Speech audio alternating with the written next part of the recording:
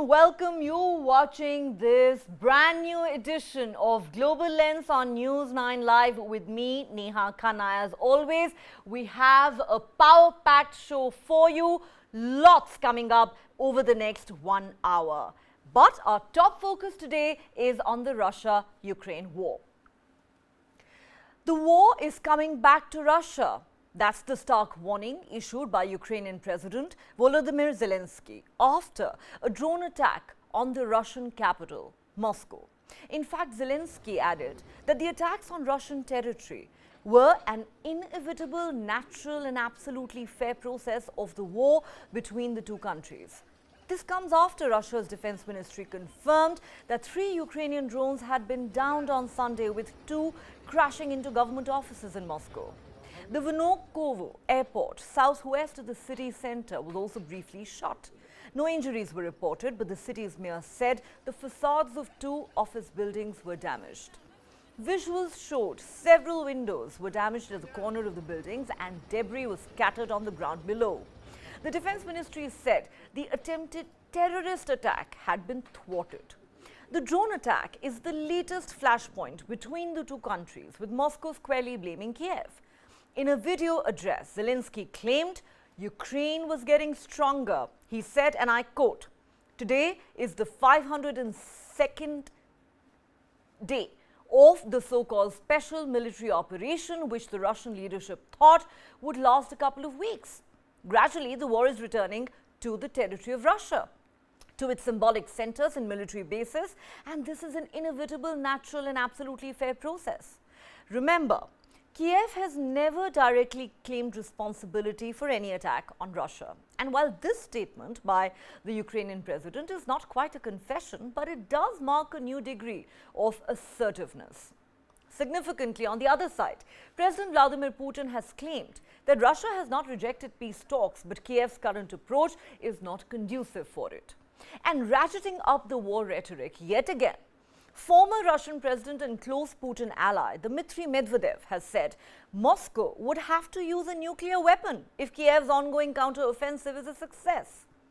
Medvedev, who is deputy chairman of Russia's Security Council, a body chaired by Putin himself, said on the social media there would be no other option if Ukraine took what he described as our land.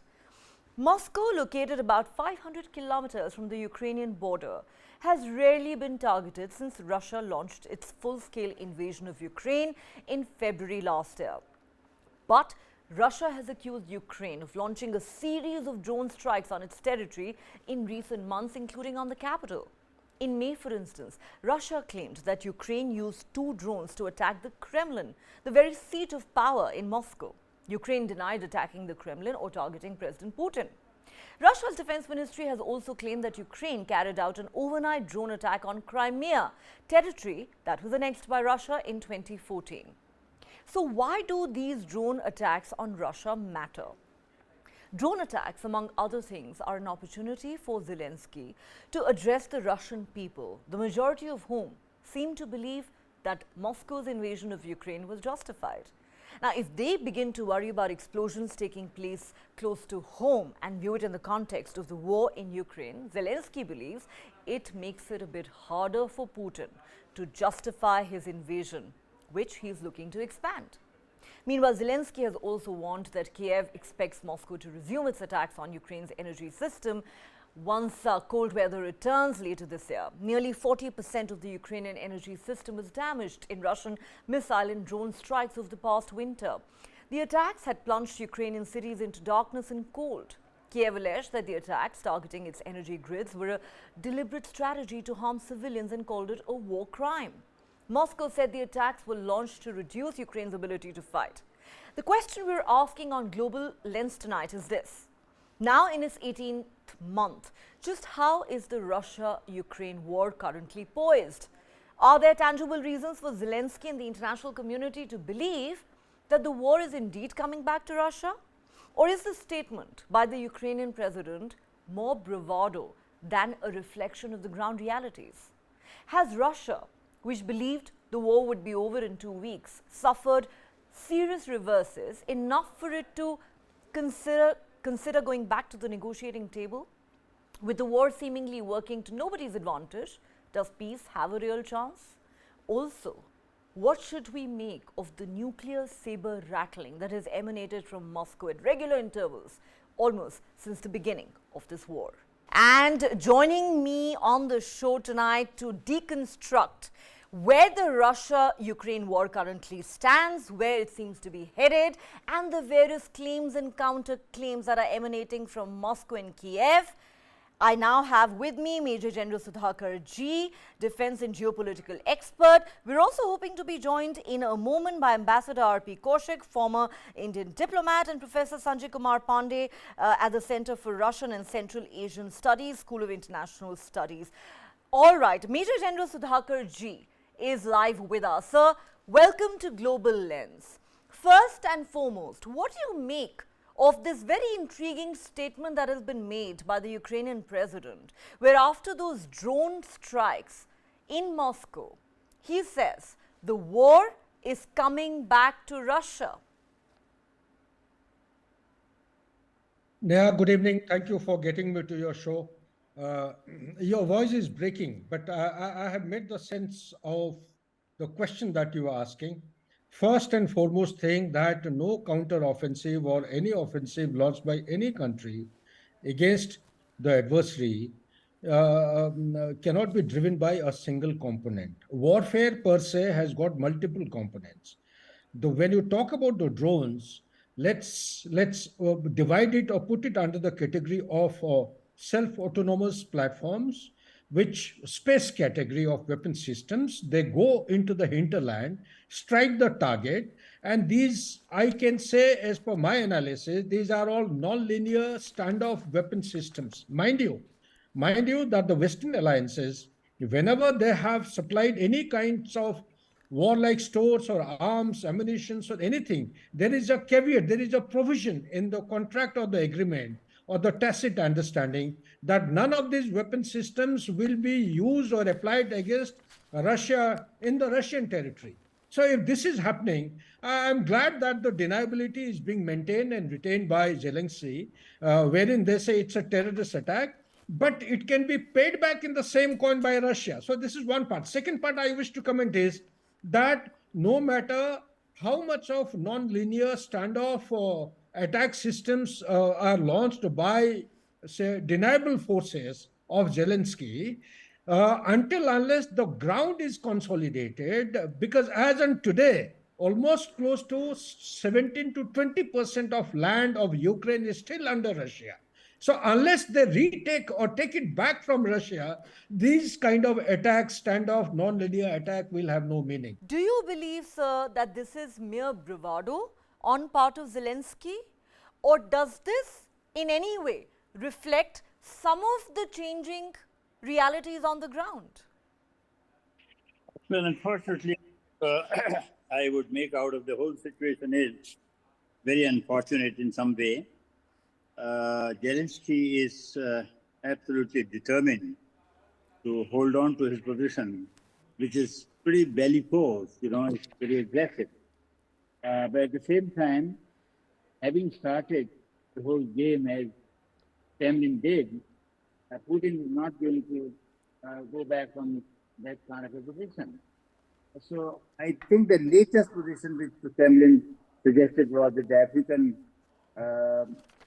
situation that the African countries had made, that they would like to have a ceasefire on some of the ground, in which Kremlin is agreeable, except that Putin says that with the no ceasefire in line, it's very difficult to understand what exactly one can do. So I don't think the situation is going to be any comfortable. From what is I can understand, the historical perspective has to be kept in mind. The Ukrainian territory on the east is a lot of Russian population lives there. And they have been feeling pretty uneasy, or this is how at least the interpretation on the surface is.